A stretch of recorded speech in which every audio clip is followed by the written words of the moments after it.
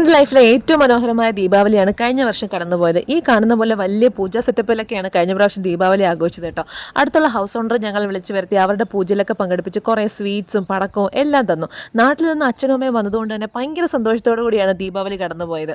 നമ്മൾ കേരളക്കാർ കുറച്ച് പടക്കവും വാങ്ങിച്ച് കുറച്ച് സ്വീറ്റ്സും ഉണ്ടാക്കി അങ്ങോട്ടും ഇങ്ങോട്ടും കൊടുത്തു കഴിയുമ്പോൾ നമ്മുടെ ദീപാവലി അവസാനം. പക്ഷെ തമിഴ്നാട്ടിലും കർണാടകയിലൊന്നും അങ്ങനെയല്ല കേട്ടോ. അവരുടെ ഒരു ഇമോഷണൽ ടച്ചുള്ള ഒരു സെലിബ്രേഷനാണ് ഈ ദീപാവലി എന്ന് പറയുന്നത്. എല്ലാവരെയും വിളിച്ചു വരുത്തി അവരുടെ ഫാമിലി മെമ്പേഴ്സിനെ പോലെ തന്നെയാണ് നമുക്കും അവിടെ ഒരു നല്ല ട്രീറ്റ് കിട്ടിയത് കേട്ടോ.